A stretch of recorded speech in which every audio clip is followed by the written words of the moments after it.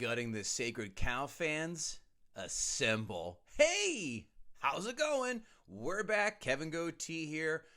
Brand new week, brand new episode. This week, we've got Jay Black taking down an Oscar winner, 1999's American Beauty. Before we get into it, do not forget guttingthesacredcow.com. Every day, we're giving you tons of free content that's pretty darn funny and or cool. If you want to advertise with us, guttingthesacredcow@gmail.com. We'd love to help you build your brand. Most importantly, thank you all for being fans and friends and dropping nice notes in those 5-star reviews. Again, it means the world to us. Thank you. Without further ado, here's Jay Black doing American Beauty. Gather round, here's what I know. It's just that this cow has got to go. I know some people kinda like it, yeah, it's trending right now. Yeah, that doesn't matter, 'cause we're gutting the sacred cow. You call this a glitch? I know this. Yeah, you do. I know this. Yes, you do. Glitch. Fuck. It's you want to say The Matrix, but I know it's not. Right genre. A glitch. I know this. I just can't think of this, but I know it. Go ahead. 1987's RoboCop. Oh, yeah. Wow, deep cut. Love RoboCop. Kevin Goatee, Kevin Israel, here we are again, back. You like our new setup? It's full of light. We have a ring light and new mics. We're hot shit. Here we are, Fancy.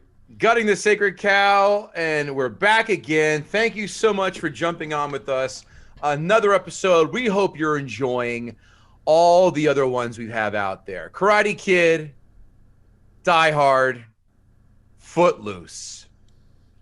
These are getting some hate mail to our guests, not us. We're infallible. I think it's love-hate mail. Yeah, a lot of what the fucks. We are joined tonight by Jay Black himself. Jay. Nobody else would want to be me. So yes, just me myself. How you guys doing? Good, Jay. How are you? Fantastic. How many times have people told you remind them of TJ Miller? So it depends on how much weight I've put on. Yes, Big Fat Jay, which you're currently looking at, gets a lot of TJ Miller. Skinny Jay gets a lot of like middle-aged, paunchy Tom Hanks. So right now, post-quarantine, yes, TJ Miller. 3 to 4 months from now, I'll get Tom Hanks. Maybe Colin Hanks when I was younger. Then even when you lose more weight, you'll be TJ Hooker. Well, I mean, I would hope that I would be able to make some money on the market. That's why else work out unless you can get a little something back in return. You ain't kidding. The TJ Miller lookalike we're talking to right now, Jay Black, has decided to choose a film.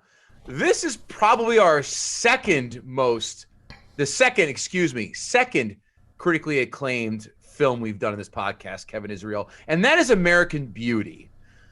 A box office in 1999 of $15 million, a haul of $130 million. 2021 money, $23.8 million budget, $206.6 million haul, nearly 10x ROI. That is not too shabby. No, it is not. Jay, before we get into it, why don't we start off by asking you, where can the good folks at home find you? What are you up to? Tell us about any projects you've got going on before we get into the nitty-gritty. So, the biggest one is just Twitter. Jay Black is funny on Twitter. It's JayBlackisfunny. That's where all the news is going to happen. My website is a little moribund until the plague is over. So if you want to hear like my funny ha-has, go check me out there. And then go to a thesaurus and look up moribund. Oh yeah, well it's not Broderbund, which was if you owned Print Shop in 1986, you had a Broderbund product. Jesus Christ, that is an esoteric reference. Now I'm tumescent. Me too. That's why I'm TJ Hooker. 8. So we have the IMDb scores here, Kevin Israel, as we know, is a 1 through 10 scoring system. We're going to allow our guest, Jay Black, to go first. Jay, what do you think American Beauty got on the old IMDb? I'm going to go 7.9. Kevin Israel? No, I'm going way higher than that. I'm going to go a 9.1. 8.3. Oof. Closer. And by Price is Right rules, I just won. Thank you. Good night. You did. Rotten Tomatoes, as we know, a 1 through 100 score. Critics. Kevin Israel, what did the critics give American Beauty? I'm staying high, 92. Jay? I'll go 86. 87. Oh, god damn. I should do this professionally. Can you get a job just guessing tomato meter scores as a living? Yeah, it's called being on the Adam Carolla podcast. Jay, what did the audience give American Beauty on the old Rotten Tomatoes? I'm going to go higher, but not much. I'm going to go 89. Kevin Israel? I'm going to go lower. I'm going to go 83. 93. Wow, that's shocking. Higher than the critics. I'm really surprised. Quotes? I'm missing the James Bond marathon on TNT. I'm the best piece of ass in 3 states. How has that one not been thrust into our lexicon, especially when talking to ladies at bars and clubs? I'm going to bring that one back, Kevin Israel. I have no shame. I have it tattooed on my lower back. What? That you are missing the James Bond marathon on TNT? That's actually below. Above his best piece of ass in 3 states. So depending on where your interests lie, I'm good either way. Kevin Israel, what quotes jumped out at you? You didn't screw up once, which was something my mom would say to me after pretty much everything I did as a kid, which explains how I ended up the way I am. Never underestimate the power of denial. And please don't fuck my dad. Why not? Things you wish your daughter would say to her friends. Jay, any quotes jump out at you? I mean, once you get past "please don't fuck my dad," I mean, where else is there to go? Down. I'm trying to think.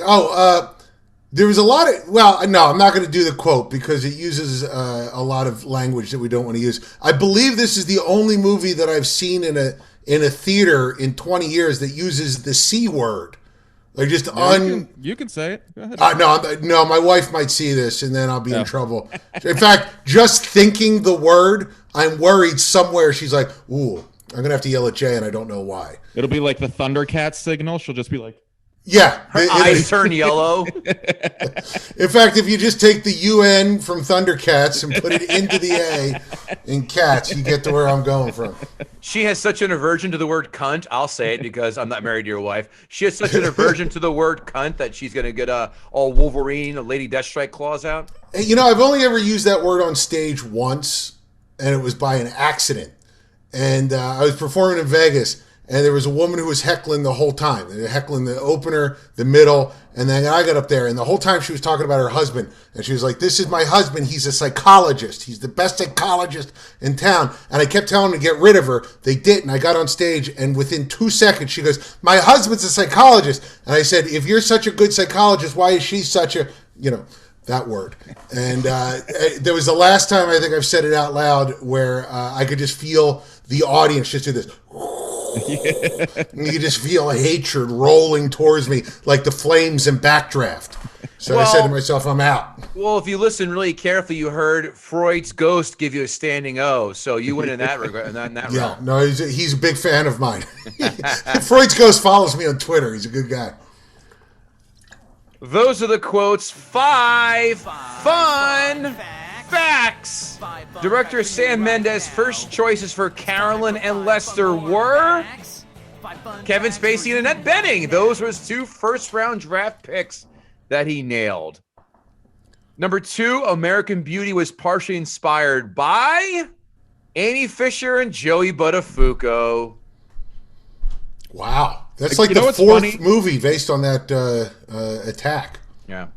I saw that fact too, and just seeing those names immediately took me back to the 90s. Mm-hmm. It's two names that I haven't thought about in probably at least 25 years, and I was just immediately in like Jinko jeans again. Yeah, if you were a Stern fan around that time, Oh, too, yeah. you heard lots from Joey Buttafuoco's wife. I think was on all the time. She was Mary Jo, and yeah, if Joey Buttafuoco is not part of the Italian Our Father, I don't know who is. Yeah, he might be. If they're looking for a replacement for Columbus Day. So I mean, if the Italians, they could probably.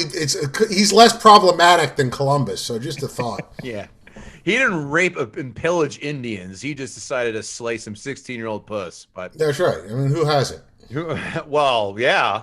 I mean, Feeds right into the movie we're talking. Well- that's what I mean. I mean, that's the whole with the plot of the movie. I'm sorry. Go on, guys. And the next 5 fun fact is Thora Birch needed her parents' permission to do the topless scene because she was 17. Cool. Now I just learned I've beat off to an underage girl, and all of you have as well. Now, see, that's interesting because Jay was just saying, I think that those were not her boobs. I thought it was. My understanding was that they used not computer generated, but the reason why her head was like that is because they superimposed other boobs in there. I mean, maybe not. Not according to our crack research team. Me. All right. Turning down the role of Angela was Kirsten Dunst. She did not want to do it because A, she was 15 at the time of filming, and B, openly admitted she did not want to kiss Kevin Spacey, where I surmise Kevin Spacey said, "Woo, I did not want to get gashed by her snaggletooth. Good for me." But just I going thought it was by, more of an ew. Yeah. but just going by what I know about Kevin Spacey, he might have been into the fact that she didn't want it. Right. But only if she had a dick. Right? Yeah. Well. Yet another film to round out our 5 fun facts where the choreography scene is done by none other than Paula Abdul herself as she did the dancing for the high school cheerleaders in American Beauty. She was working behind the scenes constantly through the 90s. Listen, MC Scat Cat doesn't come without a price tag, and that price tag is earned through dancing in Coming to America, as well as this and countless other films in the 80s and 90s. Fun fact, I know the entire rap of MC Scat Cat, and no, I won't do it. Fun fact, this explains why you weren't getting pussy at that age. I was. Not that I was knocking the doors down of labia minoris and majoris either. I'll be completely honest. That was not Kevin's coming out into the world of vagina. Yeah, I think I was 14. Nobody was interested in me. Yeah. No. That's why we're comedians. Right? We just took all that frustrated horniness and turned it funny. Yeah. That's Well, why- it's like That's why we all were masters at Ninja Turtles on Nintendo. that's right. Well, you know what happens is you're in 8th grade and like some girl just happens to mention she likes funny guys, and she meant like somebody who's silly on a date, and you heard I should go to the Alps and train with an elite group of warriors to become the funniest human being in the world, and then we come back at 22 and everybody's like, it's a little much. It's we misunderstand a lot at that age. Is that the You're truth? funny on stage, but you're still socially awkward. Yeah. Why are you still joking? This is a party. Why are you pulling your scrotum out of your pants and going, "Who put gum there?" and you're 39? Yeah, well, that's a question for the judge, I would imagine. Enough horseplay, enough general tomfoolery and general shenanigans.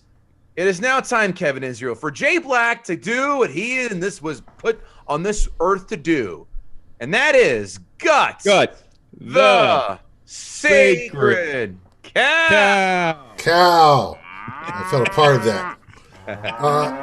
Okay, if you want to do a breakdown of what this movie is at its core, this is a movie about a narcissistic supervillain named Kevin Spacey who ruins everybody's life that he touches until a vigilante superhero named Chris Cooper comes and shoots him at the end. And we all applauded that he was finally out of everybody's life. Every single person in this movie, with the possible exception of Thora Birch's character, Jane, is an insufferable narcissist. You could train an army of psychiatrists watching this film, as nobody at any point ever understands outside of their perspective. They only live in the little bubble of their own perspective. From his wife to the real estate king to Kevin Spacey himself, our hero, whose entire arc is whether or not to bang an underage girl. This was a movie that DreamWorks spent $15 million in 1999 money on. And they said, oh, what's the story about? Oh, it's a beautiful story of a guy who wants to bang a girl who it's illegal to do that and psychologically damaging and terrible into crime, but he doesn't. Like that. Well, yeah, here's the money. I've pitched a lot of movies in Hollywood. I never thought to make sex crimes the middle of the movie. Right? So this is one of those movies where I feel like it fits under the general umbrella of what I call the suburban white guy ennui genre. And there's a million of these. It's all this John Updike bullshit that comes from the 50s. Like Revolutionary Road. Have you ever seen that movie? Yes, I have. Here's the summation of that movie. Wah! I live in the suburbs. Wah! This is something our ancestors fought for their entire lives. They went to college. They put you through college. He had a writing job. He had a $60,000 a year job writing, and he was upset because they wanted him to do a self-evaluation, and that was selling out to the man. What kind of 1970s horse shit is this? Right? And if you have a writing job, if you have a job in media, hold on to that job with dear life. Because that is a precious thing in this world, that he gets to sit and write stories all the time. And what's he want to do with his journalism degree? Let me be his mom for a second. He wants to flip burgers and smoke pot. That is not someone coming to terms with the beauty in life. That's someone succumbing to the pain and misery of living in the suburbs. And don't even get me started on the wife, who, by the way, I don't know, Alan Ball wrote this, and I know that he's got a reputation for writing sensitive characterizations of people. That this is, if you wanted to show misogyny in a single half-hour scene, just string together every scene that the wife is in. Just take every moment that she's in. She's a shrill harpy that has, at the end of the movie, she was going to murder her husband. And she didn't, somebody else did, and she was sad. So I guess she went on a journey as well.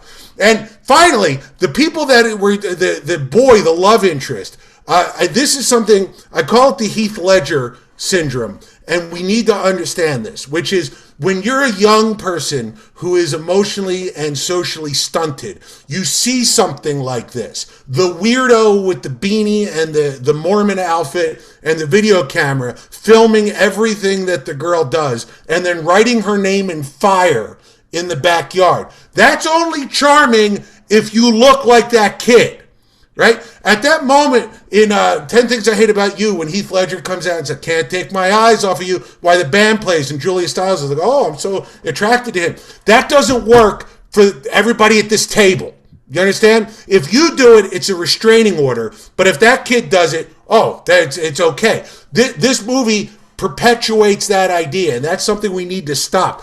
Showing girls falling in love with losers because they're creepy stalkers does more damage than every murder in every movie, including RoboCop. So you put all that together and you get to the end of this movie and you have this horse shit that comes out of Kevin Spacey, which is, there's so much beauty, my heart is about to well up and explode. So where's the beauty? There's the murderous colonel who is secretly gay and gay bashes his son and murders you. You have the creepo who wants to take your daughter away to New York City. You have your shrill harpy wife who's having sex with the real estate king in New York, or of upstate New York. You've got your entire arc yourself is having sex with Angela. And you see beauty in this world. I see nothing but fetid black bile belching out of an asshole. That's what I see.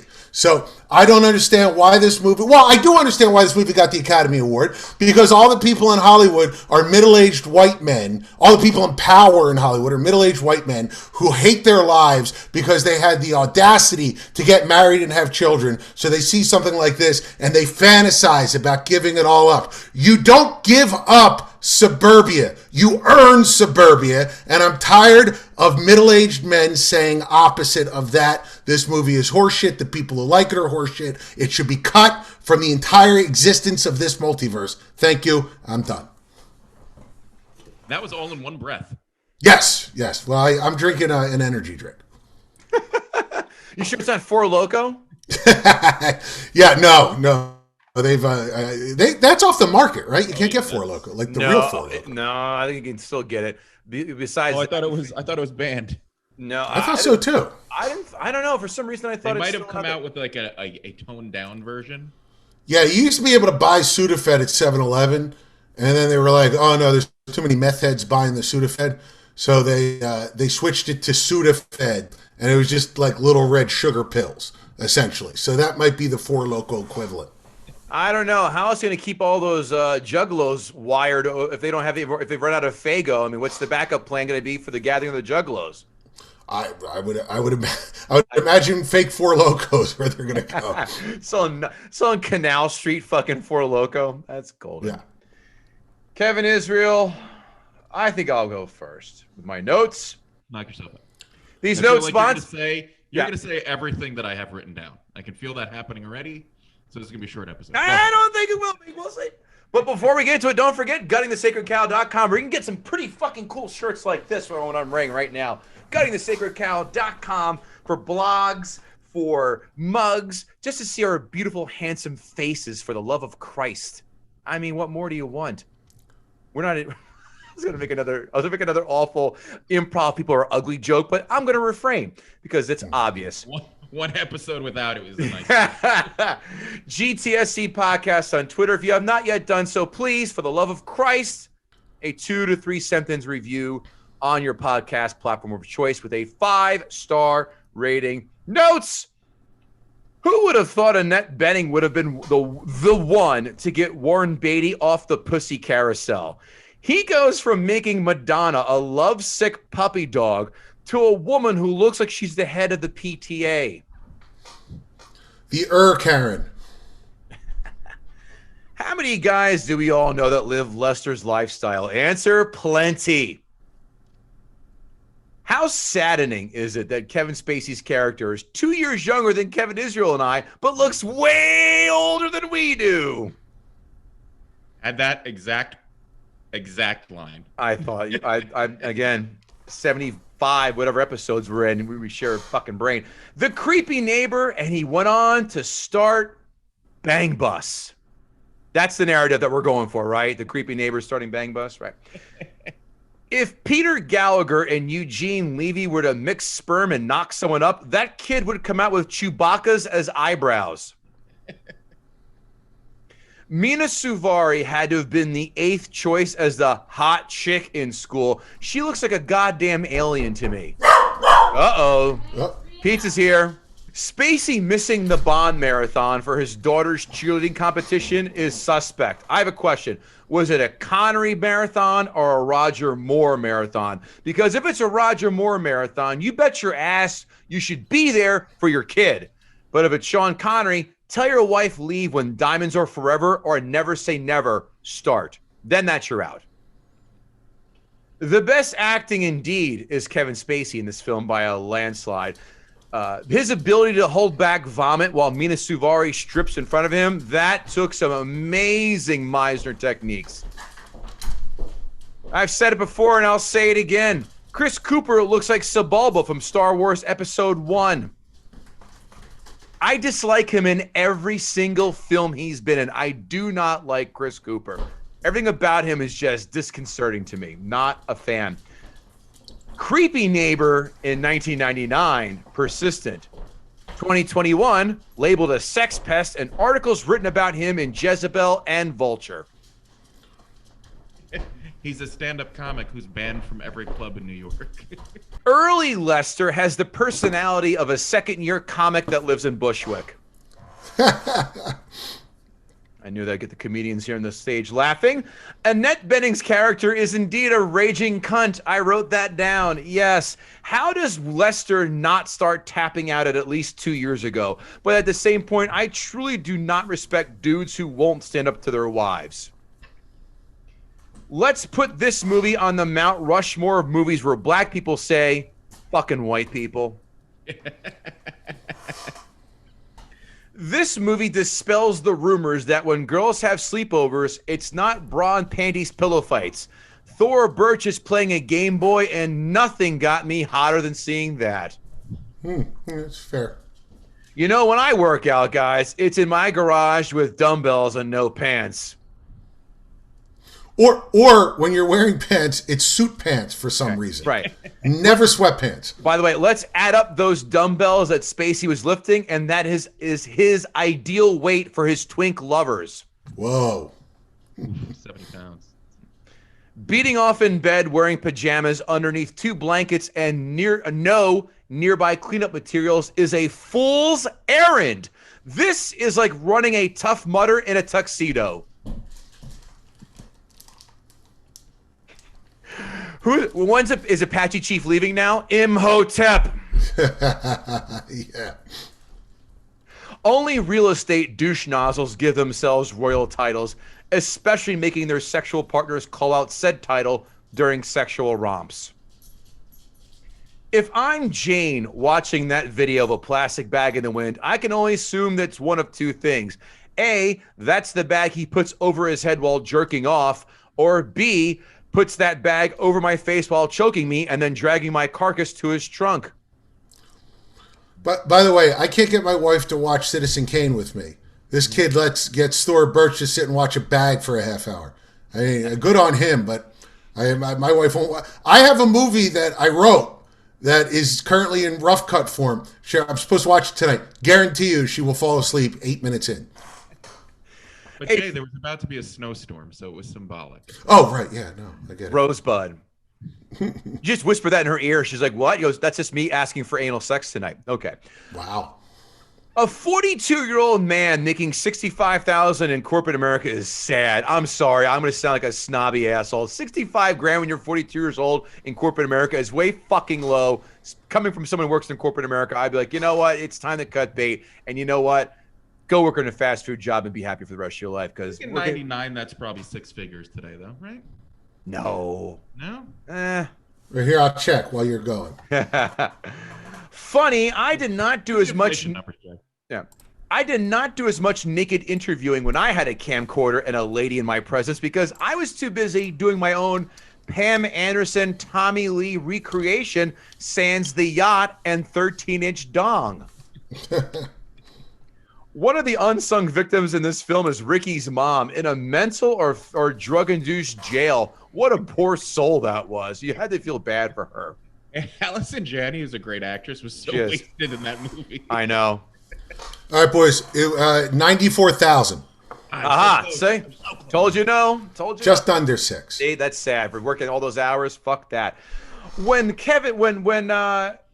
Lester, wait, I'm sorry. Who am I brushing? Okay, when Lacey started, what did I say? Oh, Spacey, typo. When Spacey started brushing Mina Suvari's cheek, be honest, we were all waiting for Chris Hansen to turn the light on and go, so what are you doing here? Yeah. That was as close to a horror movie as I've ever seen. Like, I was just like, the whole time I was like, don't, just stop. I just wanted to go into the screen and it was the worst. It was the hardest thing to watch in a long time. More than 8mm? More than. If I were George C. Scott in that meme, I'd be happier seeing the videos that my daughter made than watching Kevin Spacey with Mira Sorvino. Or not Mira Sorvino, Mina Suvari. Mina Suvari, I misspoke. Right. Yeah. You know when Chris Cooper kissed Kevin Spacey said, not bad, but you're about 40 years past my cutoff. I am not at a loss for Kevin Spacey pedophile jokes, folks. Never will, never have, never will be. That being said, I saw this in the theater twice. I own this film. I haven't watched it in a while. I've skipped past this a million times. I fucking like this film. I know. Jay, you've made your arguments make sense. I'm not going to discount them. I think the story is great. Yes, it's cringy. Yes, it's dark. Yes, it shows the inner workings of just because you've made it by making it to suburbia doesn't mean it's all fucking puppy dogs and ice cream. I like the twist with the neighbors shooting him in the end. I did. This was the best picture of the year by far because if you saw what was out there at the time, Cider House Rules and other bullshit like that, nope. Kevin Spacey deserved this Oscar. I enjoyed this film. I like it. What is it? Is it Kevin? Does it pass the remote test? Jay, the remote test is this. If ever you stumble upon it at any juncture on the cable channel, do you immediately stop and watch it? The answer is no, but I still enjoy it. I like this film. 7.5. All right. 7.5. So, Jay, did we ask Jay what number he gives? We did not. Jay, give me a 1 to 10 score. So, okay, just real fast, I have to say, just like Bill Cosby's stand-up, it annoys me how much I enjoy Kevin Spacey on screen. Right. Regardless of the fact that the guy's a creepazoid. Maybe it's because narcissists do draw you in, like dark triad, evil men. You just want to, you lean in for it. But the guy is watchable in this movie. He's a horrible human being, but he's watchable in this movie. So for that, I would have given it a 3.5, but because of Spacey, I'll kick it up to a 4. How generous and magnanimous. Fair. It's fair. Kevin Israel, the floor is yours. I never really understood jerking off in the shower. It just never made any sense to me. Really? Dry. It's dry. Oh, no. I'm quite the fan. Saves on cleanup and also being a door kicked in. Something about the heat and the moisture, I just don't. It's the last, and even sex in the shower. People would always talk about sex. Well, that's not good. In the shower, I think twice, and one time I almost passed out. I did too. I did too. I don't get it. It doesn't. I don't. When I'm in the shower, I'm never aroused. I don't feel like I feel like I'm there to clean my. It's just not sexy. No, for me. it's business time. It's not pleasure time. Oh, and if anything, it's relaxing. Like I like to relax in the shower. I don't want to sit there and have to stand up and work and try not to fall down. It's too much. It's too much. But I get it. He wasn't getting laid, so he had to jerk off somewhere in private, and it was the shower. Wait, can I just jump in real fast? You said it deserved to win. Let me just give you the nominees for 2000. American Beauty, winner. Cider House Rules, I'd throw that away. Right. Green Mile, better movie than American Beauty. No. The Insider, much better movie. I saw it. Beauty. I saw it once. I'm like, it's fine, and it's just all right, but I'll never watch it again. 6 Sense. Terrible. Awful. That's where I would have given my award for. Now you lost me, goddammit. Love I was that giving movie. you all the credit. You're going to tell me a one-trick pony like 6 Sense deserves the Best Picture award? Shit. Hey, that movie is creepy and atmospheric regardless of whether or not you have the twist ending coming. And what I'll say is, yeah, it did set up M. Night Shyamalan for a career of trying to repeat the success, which kind of ruined him until he broke out of it. But there's a reason why they called him the next Hitchcock. And Spielberg, because of that atmosphere. Those long takes are wonderful. I think 6 Sense should have won. Sorry, Kevin Israel, did not mean to step on you. Please. I'm happy to be interrupted by you. Annette Bening has a haircut that says, "Get me the manager." Now, I feel like she was the first one. She kicked off that "Get me the manager" haircut. Every woman saw that and was like, "That's, I think, what we should look like because we can probably get fucked by a." You're getting your volume's getting lower, buddy. You got to lean into it or turn it up. Yeah. Better. You're gonna eat that mic, brother. Yeah. So okay. Crying and slapping yourself in the face is how I start every morning. and I if it's a real good morning, I call myself a baby just like she did. So I get it. Yeah. That's how I end every set. I can't watch anything with Kevin Spacey now without wondering whose dick he tried to grab on set and how many people said, "Just leave me alone." Remember Star 69 before everyone had caller ID? Yeah. Those were such innocent times. You could just call back and go, "Who was this?" Yeah. That and three-way calling made the 90s for me. That was how I spent most of my time. I was either Star 69ing somebody or calling somebody with someone else secretly on three-way. and making them talk shit about the other person. Like, oh, guess who's on the call? Jimmy. And just ruining friendships. But by the way, how sexualized were phone terms in the 90s? Yeah. Right? Star 69, three-way calling. I mean, it just feels like a lot of stuff that we wouldn't get close to for many, well, some of us for our whole lives. Nobody at that board meeting of the phone company went, you know what? Can we do Star 68? Because I think Yeah. What is wrong with 76? It's our nation's bicentennial. That's right. There was one super white guy, like, how about Star 88? Like, all right, stop, slow down, school shooter. Mr. Military was so upset about moving into a neighborhood with a gay couple. Today, a gay couple in your neighborhood increases the property values by 10%. Yeah. What's he bitching about? Yeah, it's already gentrified, pal. Relax. The heavy lifting's been done. Kevin Spacey's daughter definitely shops at Hot Topic all the time. Define foreshadowing. It's 1999 and Kevin Spacey is in the alley with a younger man. Yeah. Winner. I didn't understand the symbolism of the roses when I saw this movie in the theater 22 years ago, and I still don't. I feel like I'm stupid and I just keep missing it. And then I did the research, and it turns out the roses don't mean anything. They just looked nice. Are you serious? I thought it was because of her pussy, for Amina Suvari being a virgin. He apparently the bathtub scene, the famous bathtub scene, was originally just supposed to be her and water, and the director didn't like that, so he decided to add in roses to add depth to the picture, and that's where the roses came from. Oh, By the way, those computer-generated roses that came out of her shirt in the dream sequence, not since the blood in the last Star Trek movie. Do you remember the floating blood in Undiscovered Country? That's what I thought happened. I was like, did a Klingon just get shot? What's going on? Awful. Spend a little more, DreamWorks. You could have paid for the deluxe package. It was also the greatest denied boob shot ever. I remember watching that in the theater and being like, we're going to see her boobs. And then the flowers started flying out, and every guy in the theater went, God damn it. Yeah. But then we were made whole later in the movie. Yeah, you have to pay extra for that if you're with somebody to have the boobs shoot roses at you.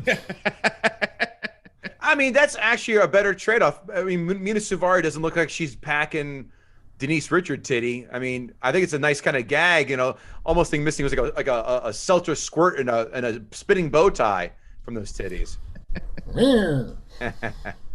Like Kevin said, Peter Gallagher's eyebrows are threatening to run away with his face. How nobody was ever like, you know what? Maybe you want to tone those bad boys down a little bit. Nah, this is going to be my thing. My eyebrows are my thing. I don't talk much during sex, but I'd like to think if I did, I'd say things like, you like getting nailed by the king? It's just a good way to go. Yeah. The love interest room, I can't remember the kid's name. His room Jamie. is what I imagine the rest of the casting couch studio would look like. If they just flip the camera around. Right. This guy gets a girl by talking about death, videography, beauty, and a floating bag. I did it by spending hours in the gym and driving cool cars. We were probably going for different kind of girls. Speaking of cool cars, that Trans Am is completely my midlife crisis car. When he bought that car, I was like, yep, that's exactly where I would go. 100% a red Trans Am. I understand exactly where this guy's coming from. And the daughter saving up for a boob job, that's so 90s. If this was today, she'd be saving up for ass implants and swollen lips. Get with the times, chick. By the way, not to judge a woman's body, I don't feel like that's appropriate, but she didn't need them. No! Well, at least, I mean, assuming those were her breasts. Yeah, No. It just feels like they wrote the thing that she was looking for. And I don't know if it was supposed to be, we're all supposed to go, you're fine. Right? Like, but it was confusing to me. It was confusing to me in 1999. It's confusing to me now. Just make it like I wanted a lip job or I wanted to get calf implants or something. I don't know. But, or don't hire Thora Birch. Reverse the roles. Right. Make it Muro Savavava. Make her be the one because then it doesn't make any sense. I could even go one further. Instead of calling this American Beauty, call it American Beauties for Thora Birch's boobies. Am I right? Yeah, I don't know if that fit on a marquee, but no, it'd be like if like Robert De Niro was like, I want to get an operation to make me more Italian. Like you'd be in the theater going, I don't think he needs this. I'll be honest with you. I think he's doing all right. He's full up. Yeah. It was obviously written before they had her in mind. Yeah, but you could do a rewrite. Doesn't cost much to just take it out. Who knows? That was probably something just overlooked. And when they said that line during filming, they were like, "No, this doesn't make any sense." Yeah, it doesn't. Just keep going. Perky B cups. I don't know. Maybe some gay people have a problem with it. Maybe they will. No, those are good. Those are good boobs. Let's salute. Kevin Spacey catching his wife through the drive-through with the real estate king was the most satisfying. It was honestly the most satisfying moment of this movie when he just sat there and she just looked so. That was a perfect scene, and that felt like the justice everybody was waiting for in this movie. Honestly, the movie could have ended right there, and I think I would have been satisfied. But then it just kind of went on into a whole different place where I wasn't really comfortable going. Speaking of uncomfortable, I'm not sure who was more uncomfortable: me watching Kevin Spacey's character make out with a teenage girl, or Kevin Spacey pretending to want to make out with a teenage girl. Yep. And hey, I know I almost statutorily raped you, but here's a sandwich. Can I make you another? Nah, let's just hang out and talk about your life. I think that's a good way to go. So look, I saw this movie in the theater, and then I never, ever, ever thought about it again. I actually forgot that it was as lauded as it was. This is one of those 90s movies that makes me feel that like weird emptiness at the end. Like I kind of missed something, and I should go find out, but I don't really care. It's like Donnie Darko. Like Donnie Darko was obviously goes a little further than this, but it was that same like there's a meaning there, and I feel like they're trying to make me feel stupid. No, Kevin, I gotta say, there's no meaning there. I taught high school English, and this smells like a junior English poem. You know, like I want to talk about what it's like to walk in the rain, and it looks like it's deep, and all the stupid people in class go, "Oh wow, that's really deep." There's nothing. It's shallow. There's nothing there. I don't mean to interrupt you, but one other thing I need to say. This is going to be controversial to anybody who watches this movie.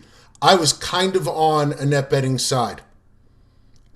I feel like she deserved a little happiness in her life, and she wasn't going to get it from Lester. And I know they threw that scene in there where they were like, "Where's that girl that used to flash the helicopters going by?" That Lester was kind of a loser, and I could understand why she'd be attracted to the real estate king. Lester, get your shit together, start treating your wife with a little respect, and maybe you'll get some from someone of your own age. Not that I encourage the cheating, but I understand the cheating is what I'm saying. And I don't feel like Lester really deserved her. Sorry to say. Jay Black condones adultery. That's not what I said. Just said I understood it. Wait till your wife hears this episode. Oh boy. So, luckily, she will not be listening to it. And Jay, you're right. I don't think there was. Apparently, this is a movie that's like taught in film class now, and there's tons of papers that have been written about it, and what the symbolism of everything. And I don't think it was intended to be that deep of a movie, because it's really not. The shining light in this movie is Kevin Spacey. He does an amazing job in this movie, and he does a great job going from like the weaselly nebbish to standing up for himself to being the kind of almost overly cocky, arrogant asshole. And then the scene where he's about to have sex with her and realizes that she's just a kid, and he kind of backs up. Like he encapsulated the whole journey that this guy goes on and did it really, really well. The movie itself, I'm not a huge fan of. Annette Bening was great as just a raving Karen. Like she was great. But the movie itself just felt like it wanted to be more than it was, and obviously it fooled the Academy. So for me, it's okay. It's a movie I'll probably never watch again. I'll definitely never watch it again unless my kid has to watch it for class or something. Then I can't imagine why I'd be watching it with them. But it's a 5. It's a 5 for me. It's fine. It's It didn't take me. The best part about it for me was, besides Kevin Spacey, was just anything with the 90s. I'm such a product of the 90s. Anything with the 90s and nostalgia just takes me back. Seeing somebody with a beeper. And I like how he picked up the beeper and he's like, "Oh, she left her geometry book and I've got to go get it from her." Really? Yeah. You got all that from a beep? Because the best thing you could do on a pager was boobs. And hell. That was the best you got. Boobs, hell, and 911. They had worked out a crazy acronym. Can I just say that that this is the Green Book of 1999. One of those Oscar baity. You know that this is what the Academy likes, and that's exactly right, Kevin. You said they fooled the Academy. This is them pulling the Kevin Spacey scented wool over the eyes of the Academy, and I think that if you had it all over to do again, they would not have chosen this movie. They would have come to their senses. Jay, I never wanted to know anything less than what Kevin Spacey scented wool smells like. Yeah, well, you know what? I was going to do a merch pitch at the end, but I guess that's out now. See, I think Green Book was more of like that was an easier knee-jerk reaction for the Academy to take. I think this one deserved on its own merits. You want to say Green Mile, fine, but not Sixth Sense. I'm not going to. Good movie. Revisit it. You'll love it. We did. We did in this very podcast. Really? It is not good. Not good. It's telegraphed 8 ways till Sunday. Yeah, I called this in the theater in '99 when I saw it. It's not. If you're listening to this, go listen to our Sixth Sense podcast. Go listen to it right now and pause this. Go listen to it and then come back to this. Now, good. Okay, they're back. Unpause. Yeah. You give it a what's that, Kevin? Would you give it a 5? 5. We're all over the board here, huh? Yeah. This might be the most mixed I've ever seen. Yeah. The panel. Critics 5-star reviews. American Beauty wields its title like a double-edged sword, as profoundly and harsh and ironic assertion, of misplaced values and wasted life on one side, but as a subtle statement of hope and kindness on the other. Hope and kindness? Not banging an underage girl is now in hope and kindness. What were our standards in '99? My God! Made her a sandwich, Jay. Yeah. A sandwich. And a root beer. I hope that the character that Mira Sorvino plays, whatever her name is, Maura, blah blah blah. I hope that she went on to get a job as a blogger, and she wrote a book about her experiences with her creepy next door neighbor. And at the end, everybody goes, "Well, I'm glad he got shot." Like, that's what I hope happens in the American Beauty verse. So you're a fan of Woody Allen as well, it sounds like. Oh yeah, no.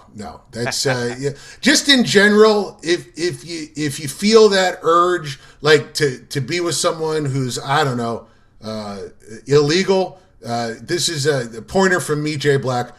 Don't. Thank you.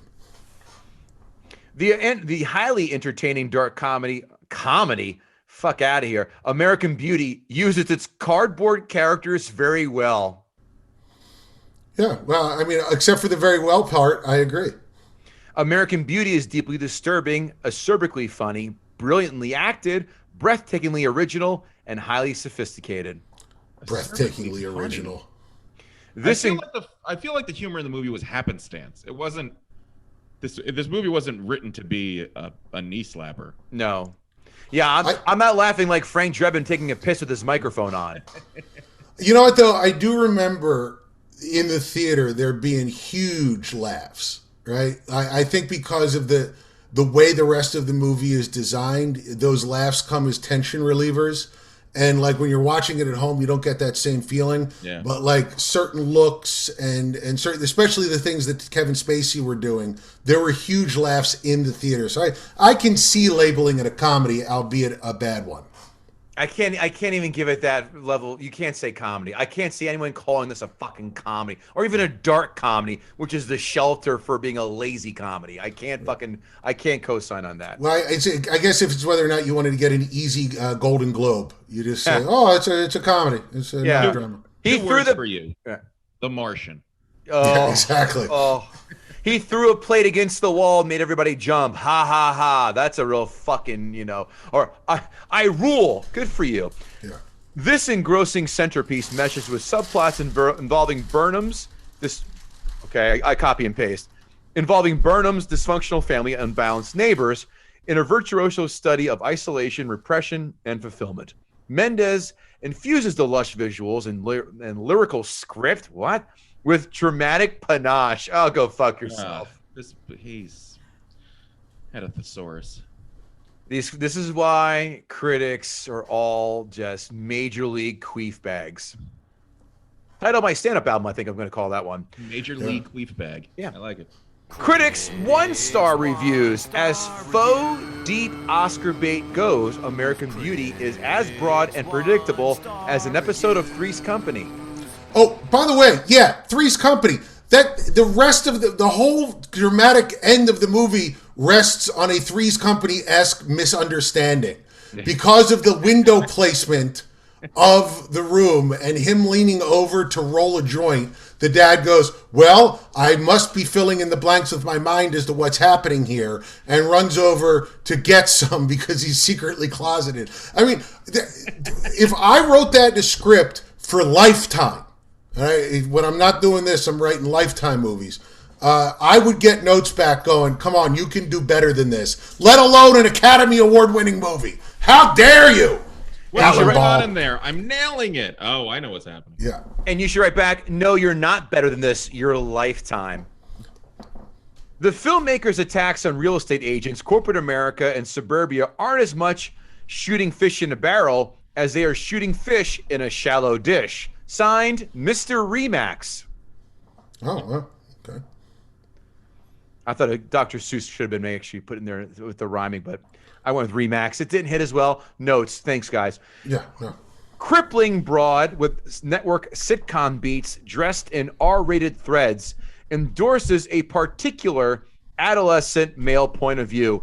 How about, assholes? Maybe it's because this dude is telling a story, you dunce fuck.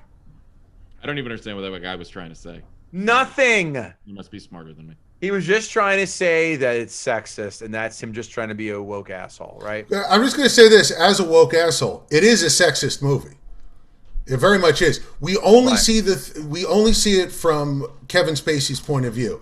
Just take a second and walk out of that. What did the guy do? He had a sexual awakening because of a 17-year-old girl that he wanted to bang. And because of that, and because they wanted him to do a self-evaluation at his job, he walks away from his job. Now, he does blackmail a year's worth of pay, right? But he comes home. His awakening and standing up for himself with his wife involves violently throwing something against a wall and, telling her that she never listens to him. He gets mad at her because they're about to have sex and she says, you're about to spill beer there. And that's, a big offense. Okay, yeah, I wouldn't want to spill beer either. But you put all that together, it's a bunch of aggrieved white guy bullshit. And if you just for a second take a step back and go, wait a second, is this really, you put it all together, is it really a lot that you're dealing with, Kevin Spacey, or are you just whiny because you don't have the car that you want? I think he's whiny because he doesn't have the car that he wants, and if he just opened himself up, talked to his daughter, talked to his wife, and didn't go on this self-centered, narcissistic journey, at the end, he might not be dead, he might be on a tilt-a-whirl with his family. That's all I'm saying. Jay, can you call my wife and tell her that I should be able to get my 69 Trans Am then? I'll talk to her, Kevin. I don't know if it'll work, but I'll talk to her. But here's the thing. This is his story. They're not Pulp Fictioning this and telling this from three different angles. This is his story. So if his version is of being a narcissist, that's his view. So I don't understand the knock on, hey, well, if it's narcissistic. Well, it's his view. Of course it's narcissistic. It's his view. But then you can have the other ones tell their fucking story from their viewpoint, but it'll been a whole different fucking movie. And then we could have seen, is he narcissistic or is he right? We don't know. But again, this is his tale and his point of view. That's not. I'm not letting that. I just don't think it's narcissistic in that sense. Well, if you think about it though, what the movie is telling us is that he dies, and yes, he is narrating it, but I don't get the sense that he's an untrustworthy narrator because he's narrating from the afterlife, which I do think gives some sense to the idea that he has reached enlightenment, and he's telling this story of enlightenment, which, by the way, I didn't see where the enlightenment came from. I guess making a sandwich after an aborted sex attack is enlightenment. But when you get down to it, we're trapped in his viewpoint. And his viewpoint is misogynistic. I think, therefore, the movie is. And I do think the movie does not treat women very well. And listen, if you want to make a movie about misogyny, that's fine. But I think it's wrong to ignore the fact that this movie does not like women. Amazon. Oh, one more. Sorry. It's like Norman Bates getting good advice from Mother. Yeah, well, I mean, another misogynistic movie, but a much better one. Yeah, this analogy should take an ad out on Missed Connections, because I don't think that one flies. No. Amazon 5-star reviews. First off, let me say this. This is my first movie review ever. I've seen almost every movie on Prime. I even have HBO and Showtime channels. Like many others, I almost turned this movie off several times. I'm someone who's been objectified by older men and women. At first, I was disgusted by the content of it. I'll be the first to say that this show is not for everyone, but it's such a great and beautiful story. It shows the raw truth. It accurately displays challenges that teenagers and adults go through real life. It's suspenseful, and I'm thankful I finished. Yeah. I mean, listen, who among us has not had a neighbor shot because his other neighbor thought that he was gay and made a move, and then he rebuffed him, and then he went and got a gun and shot him after a failed sex attack on a young girl. I mean, that's just suburbia, man. I mean, you would think with Scott Bakula as his neighbor, he could have done a quantum leap and saved him in the afterlife and brought him back. Boom! By the way, I was so happy to see Scott Bakula. That guy makes everything better. Love Scott Bakula. Well, except for Unnecessary Roughness. That film's an egregious piece of shit. Oh, disagree. Sinbad's best performance ever. And Kathy Ireland making her film debut. Welcome to football. Yeah. Love it. I don't support this movie's worldview, but it is brilliantly scripted and acted. Flawlessly knits together several subplots into a magnificent whole. Movie hits every beat. I won't forget it when it was first released. Made an indelible and lasting impression. That's what indelible means, dummy. Lasting impression on me. Having only just revisited it after 20 years, and it stands the test of time. Ironic that Spacey plays the straight foil to Cooper's closeted Marine, eh? I'm like, what? Did Kevin Spacey get blown to the hymn of the Marine Corps? Like, what's the parallel here, kids? Yeah. A masterpiece, mesmerizing and compassionate piece. By the way, Peter Gallagher has the greatest eyebrows in Hollywood. I say, yeah, if you like Orthodox Jews or wizards' beards on your face, then yes. Why not both? Was compassionate. I don't know what was compassionate about this movie. I don't know either. That was off. Because of the bag. He was very compassionate to the floating bag. Love this movie with its dark humor, even if what's his name sexually accosted boys, etc. What's his name? Etc. That's the best part. Diddle boys raped him, etc. Kind of yada yada yada this one up. I would like to put my vote in for the first line of Kevin Spacey's obituary to be that review. Diddle boys, yada yada yada, yada yada, etc. I guess him and Bryan Singer can share a headstone. Yeah. That could be on it. That could be on his headstone. Here lies Kevin Spacey, diddle boys, etc. Amazon 1-star reviews. Warning, douchey soapbox alert who thinks their manifesto will get noticed in an Amazon review column, so you've been now forewarned. This movie is well shot and has great actors, but it's filled with exaggerated left-leaning stereotypes. Worse, it pushes the boundaries of child sex. The film is actually quite telling, as these young actresses went off to do adult stuff, like Spice, and then came the mounting charges against Spacey for his numerous sexual offenses. Then we have guys like Epstein, which we know now weren't conspiracy theories either. So it makes you wonder how much of this terrible pedo life Hollywood is involved, that they flaunted it in our faces with movies like this one, while it's all really going on. I would bet, I'm going to bet right now, $100 trillion and my pinky toe that guy has posted an anti-vaccine Facebook meme in the last 3 months. I'm willing to take that bet. Anybody? And his Twitter picture is a QAnon logo. Right. Or an anime character. Because a lot of those guys are in the anime for some reason. Can I throw a dark horse special at a 250,000 odds to 250,001? Sure. He has it over under 3.5 Rick and Morty t-shirts. Oh, yeah. I guess it depends on his age and his perceived sense of his own intelligence. So if he thinks he's smart, he's got them. If he doesn't, he does not. I don't care what age you are. That's the same group in my book. Yeah, that's one of the most embarrassing fandoms I belong to. Because I enjoy that show very much. And you look at the people that like it, and you just want to stay in the closet about it. Like, I wish that there was like a support for people who are not assholes that like Rick and Morty.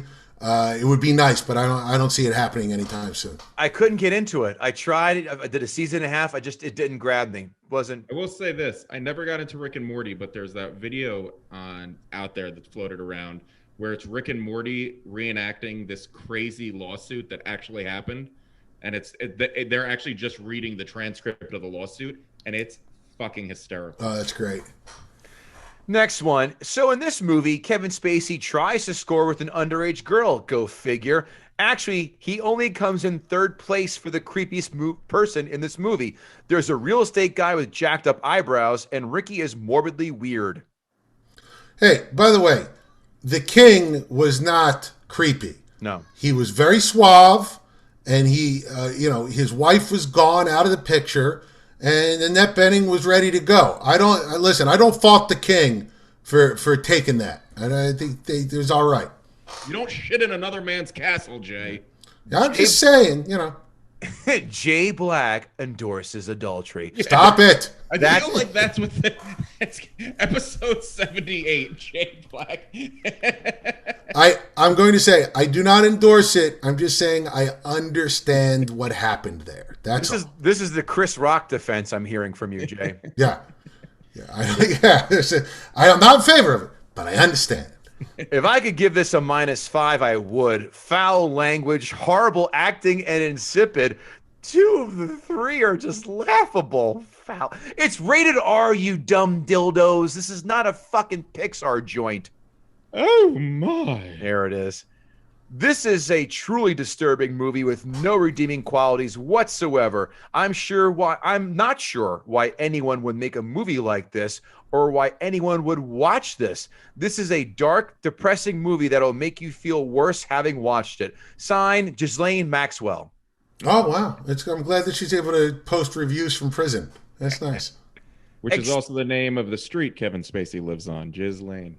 Hey-oh! Wowza.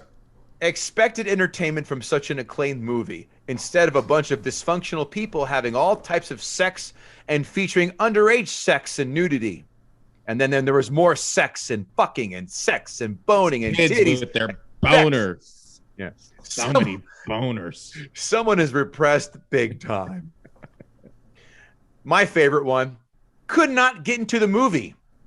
And I think that's because you did not have the golden ticket from Jack Slater from the last action hero movie, dummy. It was because he was 16 and he had to be 17 to watch a rated R movie. Here's all I'm saying. If you have the golden ticket from the Jack Slater movie, Last Action Hero, and you use it on American Beauty, you deserve whatever's coming. I hope Lester gets a hold of you. What? By the way, Lester's a huge, Lester the Molester. It's like if you're naming things with any kind of meaning, Lester, you don't do that without knowing on some level that you're tagging him as something creepy. I honestly believe that. I've not met many Lesters that have earned a positive review from me. I'll be honest. I don't know how many I've actually met, actually. Right. Kind of like Leon. I don't have anything to say positively about a Leon that I know. Never met a Lester. I had a teacher whose last name was Lester, but I don't think that counts. No, that it does not. Kevin Israel, did Jay Black gut the sacred cow? I agreed with a lot of what Jay said. In fact, I agreed with most of what Jay said. That Here it comes. Here it comes. But you know what? This movie left me feeling a certain way that I still haven't come to terms with. I don't know what it is. The only word I can come up with, and I hate using it, is melancholy. I think you say zeitgeist. Zeitgeist is a good one. No. Jay, that's Kevin's trigger word. He loses. Oh, really? When people in loses his reviews go, shit. "This movie represents the zeitgeist of blah blah blah," it's just like shut the fuck up. Well, here's all I'm going to say. I feel like there's a lot of melancholy in the zeitgeist right now. Yeah. Oh, you are doubling down, sir, and you're going to draw his ire. I think this movie still stands up. There's something there. I don't know if it's Kevin Spacey's performance or just the overall theme. I don't know that I don't think it aged particularly well. I think just a lot of what happens in it. You couldn't make this movie today. Wait. Why didn't it age well? Take the Kevin Spacey creepy, the molesting shit out of it for a minute. Just because I think my point is that you couldn't make this movie today. Not that it didn't age well. That a lot of it, I feel like we've been so bombarded with certain things and certain themes over the last 10 years that are, politically correct and whatnot, that when I see like something happening, like a grown man about to have sex with a young girl, I'm just like, no, we're not supposed to do that. And so it just makes me feel like it's almost, I don't know, anachronistic. I don't know what it is. And that's what my problem with this movie is. It makes me feel something and I'm not comfortable with it. And I just want to go like punch somebody in the face and be like, I'm a man. And then just kind of like the father did, and then go make out with my next door neighbor. That's narcissistic. But so no, I don't think Jay fully gutted this movie. Oh. I think the movie stands. But this movie's just such a 5 for me. That's what it is. It's just right down the middle. Yeah, it's just a. You did an admirable job. Don't take anything away from that. You did an admirable job. Yeah, no, you did. You were great, and I love angry rants about anything, and yours was a fantastic angry rant. But that's all I got, Kev. And you know what? Work it, own it. You have. But this, I don't know. I think the movie's going to stand up. People will continue to talk about it. I'll never watch it again. And what's her name? Angela is the white Rihanna. Oh my God. I've been meaning to say that this entire podcast, and I kept forgetting. That's why I write this shit down. You mean Will Smith shouldn't just punch you in the face and go, "Welcome to Earth"? I had it in my notes and I skipped over it. The white. And I agree. Rihanna, everyone's like, she's so hot. She looks like an alien. They both have the big forehead and the hard-part eyes. Yeah. Like they're running polar opposite marathons of each other. Yeah. Jay Black, you're a joy, you're a delight. Again, tell the kind folks what you're up to. What do you got in the hopper, projects, concerns? I got your OnlyFans page. I have 3 movies coming out this year that I wrote. I don't know when they're coming out, but follow me on Twitter, and I will tell everybody the day of, hey, turn on this channel at this time, and you'll see my movie that I wrote. So Jay Black is funny. American Beauty 2, 3, and 4 are coming out soon. I'm expanding. I'm actually doing movies in the American Beauty verse. It's adjacent. So, like, characters from American Beauty come into it, but, like, only in the after credits. It's about Nick Fury is putting together a team of sex criminals, and he's just traveling from movie to movie, and then in the last movie they all fight together. I can't wait till that floating bag flies right next to Annette Bening's ear and whispers, "Hail Hydra." Yeah, that's the big twist of American Beauty 3. Don't give it away. My goodness. Kevin Israel, how about the kind folks at home? Where can they find you? KevinIsrael.com. I have some shows coming up, not a lot. I'll be at Foxwoods in Connecticut in April at some point, but I can't remember the date right now because I'm terrible at doing this. And my album, The Struggle is Real, is available everywhere. But more importantly, like Kev said at the beginning, go give us a review, give us 5 stars, say something nice about us. It matters. It helps the stupid algorithms that determine whether or not we get tons of downloads, or Kevin texts me and goes, "We got 3 today," and it makes no sense. And I get angry, and then I break something. Poppycock. We haven't had 3 downloads in a day since the beginning of this podcast.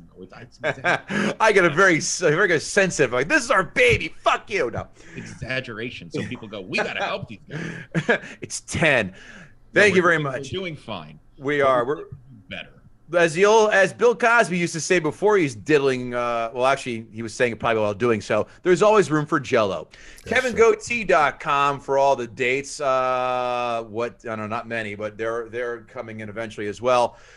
Like Kevin Israel said, go to guttingthesacredcow.com every single day. GTSC podcast on Twitter. We're also on Facebook, Instagram. If you want a sponsorship with us, if you want us to advertise your product, we're going to have 2 new ads in the next few weeks. Probably going to air on this one right now. Guttingthesacredcow@gmail.com. Write us. We'd be more than happy to work with you and build your brand and or product services up with that. But just drop us a line. But most importantly, we cannot thank you enough for being part of this fun, fantastic voyage as we slippity slide right on through the walls of greatness. As Jay just did a nice eye roll, go, ooh, a Coolio reference. It's been 30 years. Yeah, it's nice. 1, 2, 3, 4, everybody. Yeah. So thank you so much for Gutting the Sacred Cow. Jay Black, thanks for joining us, sir. We appreciate it. And thank you, boys. Take care. Have a good one.